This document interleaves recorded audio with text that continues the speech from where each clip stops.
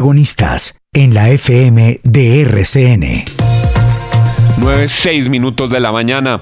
Escuchábamos muy firme, muy enérgica la voz del señor alcalde mayor de Bogotá, el doctor Carlos Fernando Galán, diciendo palabras más, palabras menos, que en términos de medio ambiente esto no puede ser labia, esto no pueden ser declaraciones, que se requieren acciones. Hizo una recapitulación de acciones e inversiones, decisiones que ha tomado su gobierno, y todo esto dentro del marco del riesgo de expedición de una polémica resolución frente al futuro de Bogotá, de muchos municipios en Cundinamarca y de unos cuantos municipios en el Meta. Saludamos a esta hora al alcalde mayor Carlos Fernando Galán. Alcalde Galán, gracias por estar con nosotros. Muy buenos días, Juan, a todo el equipo de la FM y a los oyentes que nos acompañan esta mañana. Alcalde Galán, para nuestros oyentes, ¿cuál es el peligro de esta resolución frente a la cual usted ha reaccionado de manera tan vertical? Bueno, son dos cosas, Juan. Primero, la resolución, como fue construida, viola la ley, viola la Constitución y viola las sentencias de la Corte Constitucional y viola el Acuerdo de Escazú. Porque una resolución para definir lineamientos de ordenamiento ambiental en la sabana de Bogotá no puede ser simplemente socializada con algunos actores. Tiene que construirse en coordinación y respetando la autonomía territorial, y así lo ha dicho la Corte, así lo dice el mismo plan de desarrollo del presidente Gustavo Petro, y así no se construyó esta resolución. Entonces, primero, es una resolución que en su construcción es ilegal, inconstitucional, y no puede expedirse. Por eso la primera petición que le hacemos es que la retiren y que iniciemos de nuevo el proceso para construirla respetando eso que ha dicho la ley, que ha dicho la Corte Constitucional. Eso en primera instancia.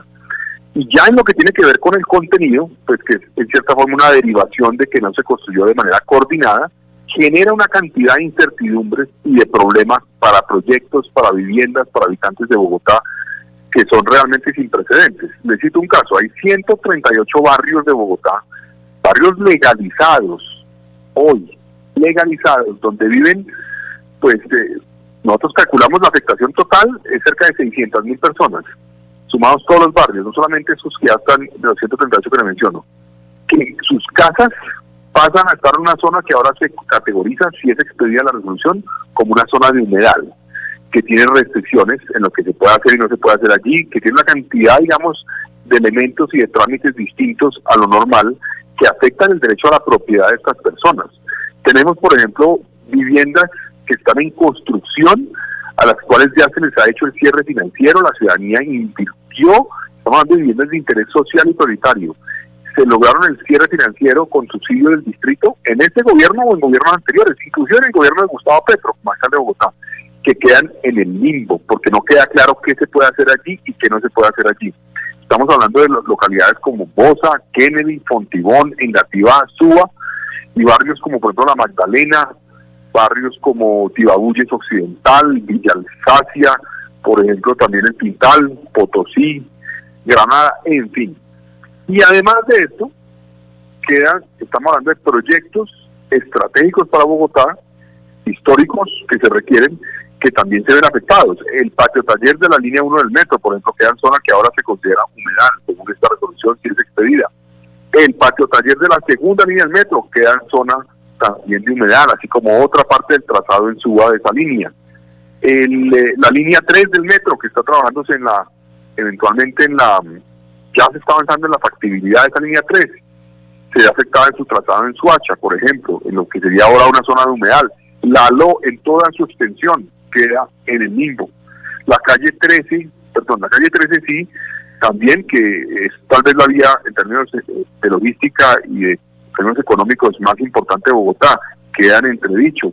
El Regiotrán de Occidente, el cable de La Calera, la avenida Subacota, es una vía que está pidiendo la ciudadanía hace décadas. Usted sabe, Juan, la calle 63, el aeropuerto del Dorado, la autopista norte, en fin, todos esos proyectos, el puente Tibanica, que conecta a Bogotá con Soacha, o va a conectar a Bogotá con Soacha, quedan entredichos. Entonces, a mí sí me parece muy grave esto, y esta afectación es una evidencia de que no hubo una coordinación en la construcción.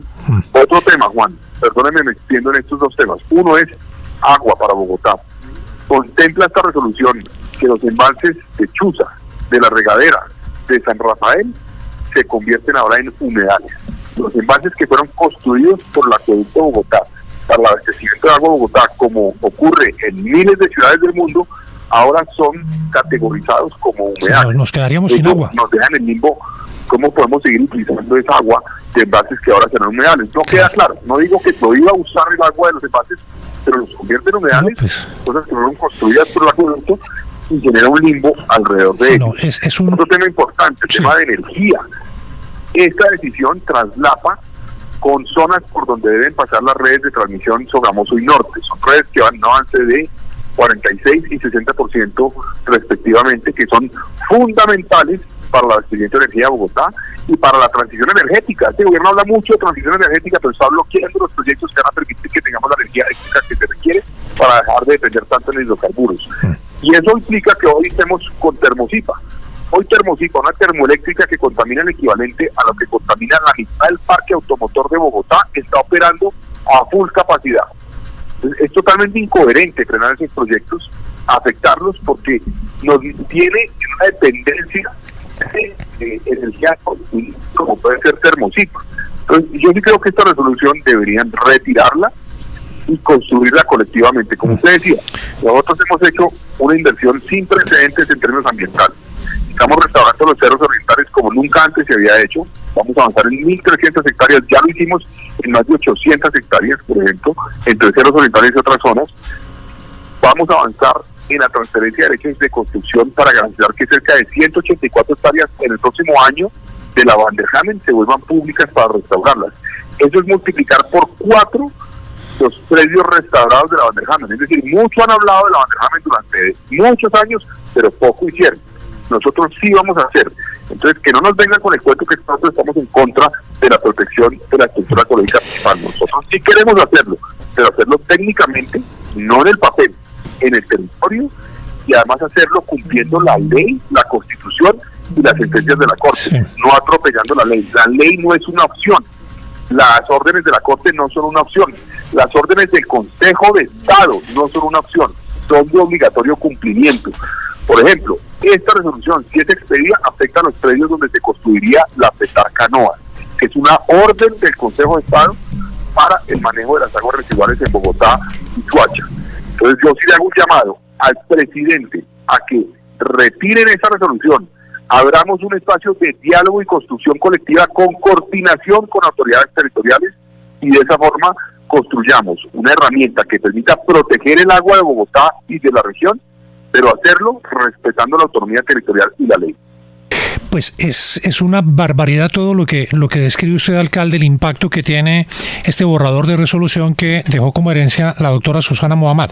Y destacamos esta mañana muy temprano que por primera vez lo vemos a usted contundentemente enfrentándose al gobierno nacional y reclamando por los derechos de Bogotá. Y nos llama la atención que una de las advertencias que usted hace es que si hay que recurrir a la justicia, lo va a hacer. En ese caso, y ahí va la pregunta, alcalde, ¿contra quién procedería usted? ¿Contra el presidente Petro o contra la exministra Mohammad o contra los dos? ¿Cómo lo tiene planificado en caso tal de que ese sea el escenario que haya que ver o que al que haya que recurrir? Pues William, hay varios elementos. Uno es, nosotros estamos analizando la posibilidad de presentar, si el gobierno continúa con la resolución, no la retira y no abre ese espacio de diálogo, a una acción popular que podríamos presentar nosotros, pero también otras acciones que las puede presentar la ciudadanía que se ve afectada por esta situación. Una acción popular en defensa de los derechos colectivos. Eso es una opción. Eso iría, entiendo, al Tribunal de Cundinamarca para que lo analicen. Ahora, yo sí creo que una decisión como esta es violatoria de la ley porque está demostrado. Es más, yo les digo una cosa, ustedes vieron los trinos del presidente de la República ayer.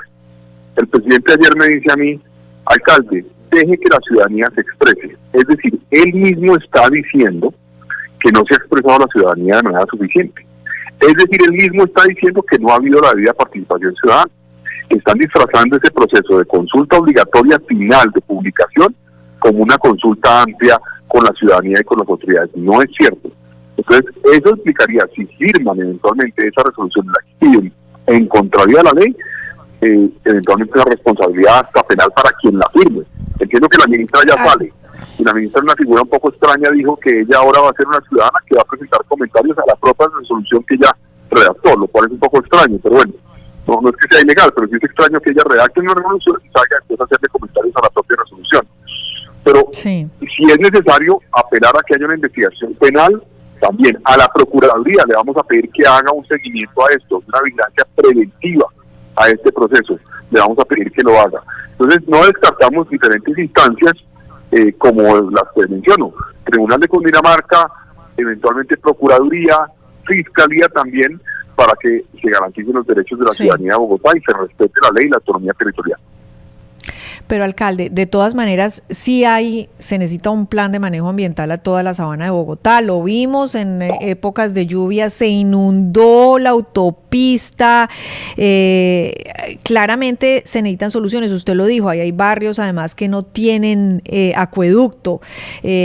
Hace falta agua. Se necesita pensar en la posibilidad de sacar toda esa agua que hay en la sabana de Bogotá, que todos sabemos era un gran lago. Entonces, de todas maneras, ¿qué planes tiene usted para el manejo ambiental de la sabana? Bueno, Darcy, varias cosas. Primero, yo creo que el problema que tenemos del agua tiene en parte que ver con el hecho de que hace más de 12 años el gobierno del entonces alcalde Gustavo Petro retiró el estudio de alternativas ambientales para Chingaza 2 sin plantear alternativas. Dijeron, eso no se debe hacer, y nos dieron entonces qué sí se podía hacer.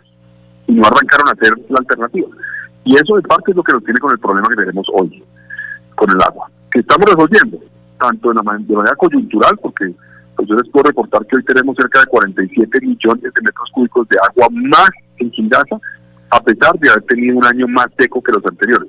Entonces, con menos agua cayendo en Chingaza, tenemos más agua, lo cual nos garantiza que no nos vamos a quedar sin agua. Ustedes recuerdan que el presidente dijo que en marzo Bogotá se quedaba sin agua, pues no ocurrió. Tenemos más de 112 millones de metros cúbicos de agua en el sistema Chingaza, para citar un ejemplo. ¿Qué estamos haciendo? Primero, tomamos las medidas coyunturales para garantizar que no nos quedamos sin agua, y ya lo logramos. Segundo, estamos tomando medidas de fondo.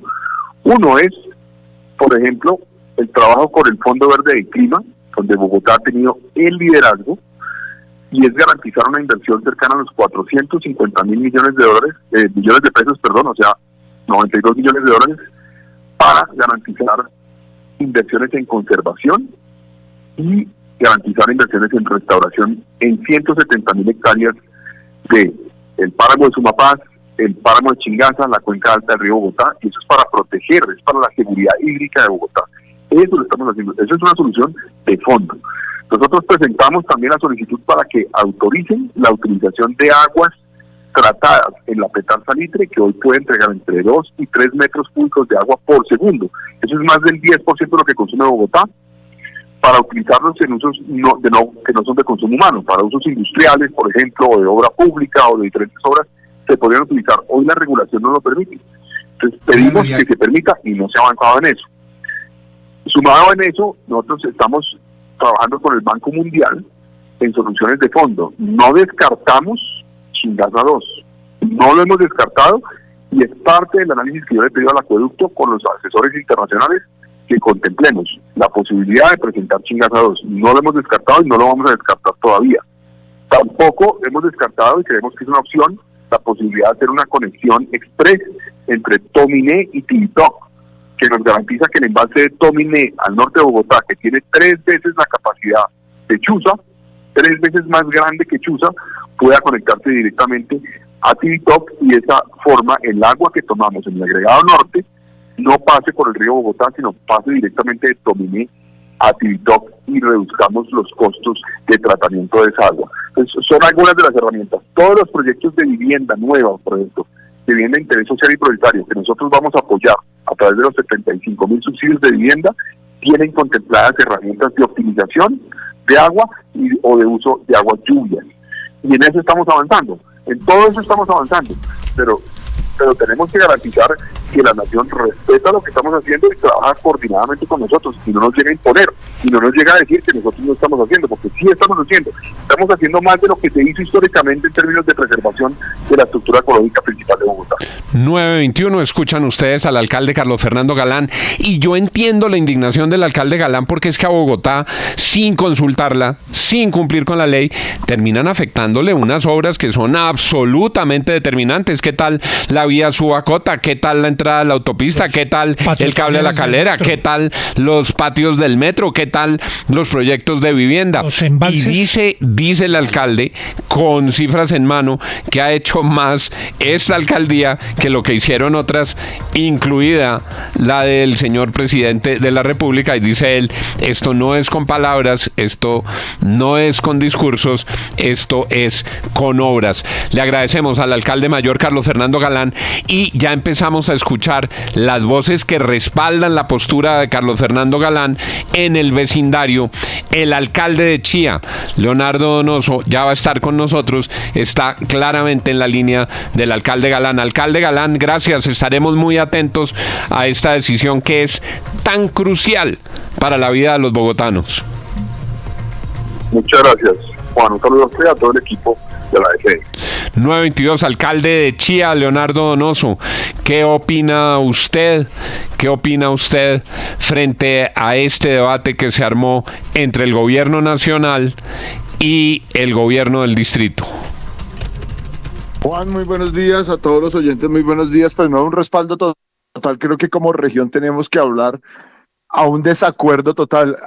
Antes de entrar al aire, la periodista de su medio me preguntaba que qué opinaba, y le decía que era una destrucción total de la sabana.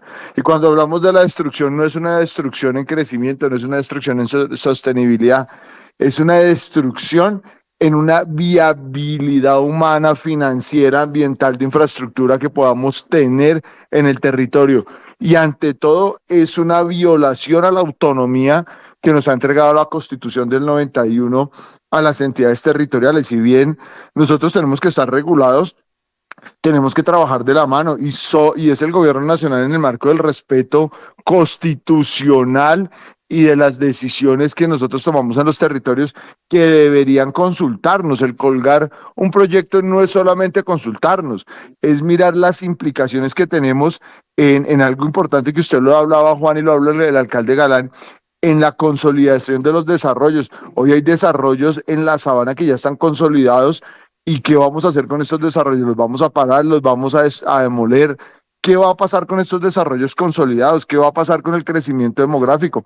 Para nadie es un secreto que el crecimiento urbano en una conurbación como la que tiene la sabana de Bogotá necesita unidades de vivienda, necesita soluciones de vivienda, porque nosotros no le vamos a poder decir a las personas que no crezcan, que las familias no crezcan, que no hay independencia, que no necesitamos una oferta inmobiliaria que permita garantizar el acceso a la vivienda. El decrecimiento económico de las empresas, si las empresas de flores, por ejemplo, si la misma agricultura, la ganadería, es que ni siquiera es el desarrollo económico de industria institucional y comercial, sino también en las zonas que amplía de los cuerpos hídricos, va a prohibir pastoreo, va a prohibir agricultura, va a prohibir algún tipo de actividad, y va a generar solamente actividades contemplativas, pues en todos los renglones, en el primario, en el secundario, en el industrial, en el comercial. Vamos a generar desafortunadamente un decrecimiento económico de lo que hoy la sabana. En el caso de Chía, Chía vive de la parte de la oferta comercial institucional y de la parte de floricultura.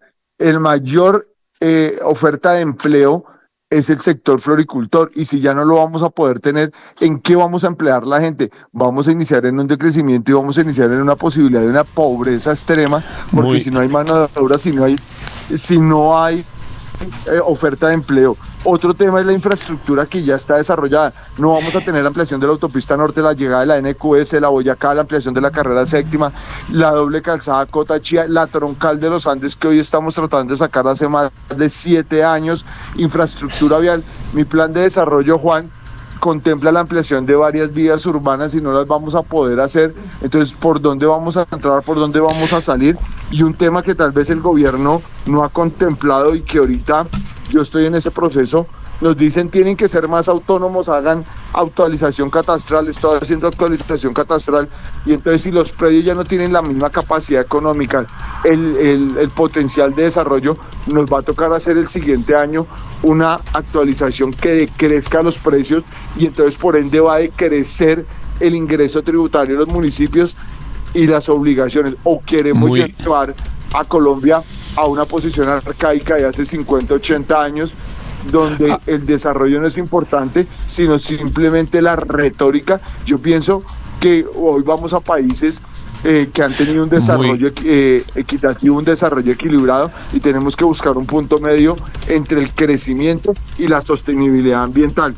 Muy y clara hay temas que a mí me preocupan, que no solamente la infraestructura vía, lo decía el alcalde Galán, la infraestructura de servicios públicos. ¿Qué vamos a hacer para garantizar el abastecimiento hídrico del sistema Bogotá, que abarca al municipio de Chía? Es un sistema preocupante y que realmente pienso que es más un tema de egos, o simplemente desde los pupitres y desde los escritorios de Bogotá tomar decisiones ante la realidad de lo que está pasando, no solamente en la Sabana, hoy ya involucra municipios del Valle de Ubaté, de Almeida, de la región del Sumapaz, de Soacha y del Meta, que van a poner realmente inclusive la seguridad alimentaria de la región en vilo. Alcalde, está muy clara la posición, está muy claro el efecto que tendría también sobre el desarrollo de Chía esta decisión. Quiero, para cerrar, preguntarle rápidamente por un tema que me ha llamado la atención y que tenemos muchas voces de la comunidad de Chía, y es que usted se pronunció reclamando la prestación adecuada del servicio de energía domiciliaria de Enel Codensa, y le solicitó a Enel Codensa que asuma la responsabilidad por los daños que le ha causado a más de 580 usuarios de Chía. ¿Qué pasó con Enel Codensa en Chía y cuál es su reclamo? Porque además lo he sentido de manera muy airada. Dice que Enel Codensa se apropió de la infraestructura que hicieron los comunales, los municipios y la CAR, que ellos de manera arbitraria han venido actuando, que ellos cobran por todas las cosas que ustedes hacen, pero en cambio no pagan. Noté un tono muy fuerte frente a Enel Codensa. ¿Qué pasó, alcalde?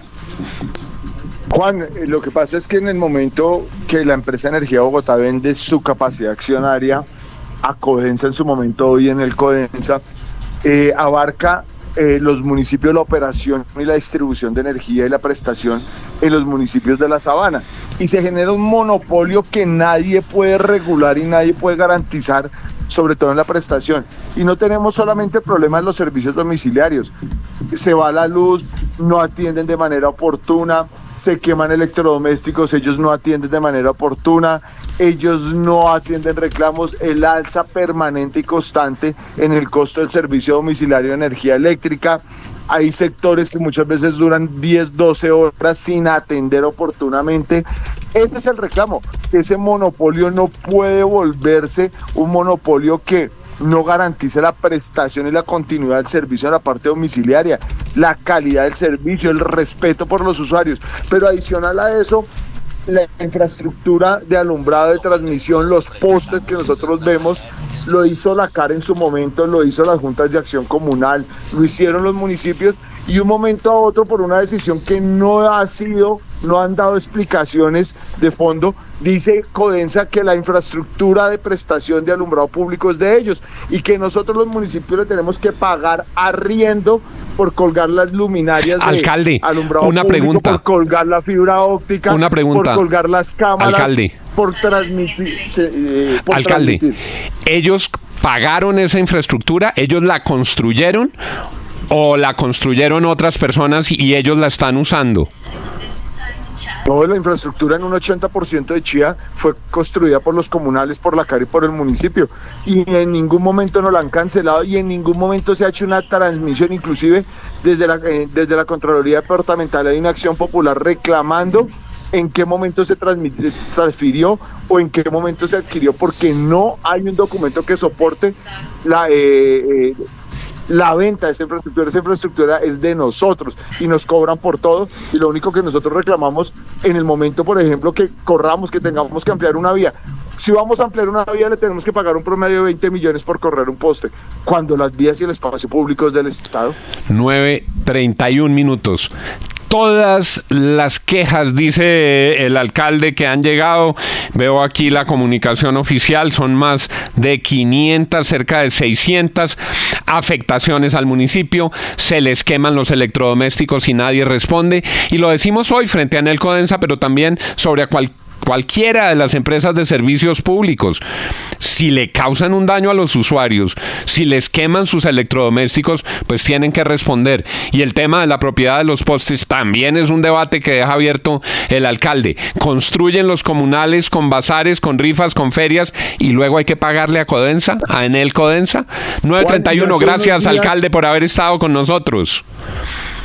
Vale, Juan, gracias. 9:31, queda aquí abierto otro debate. Vamos a un corte. Estamos recolgados con nuestros anunciantes en el día de hoy.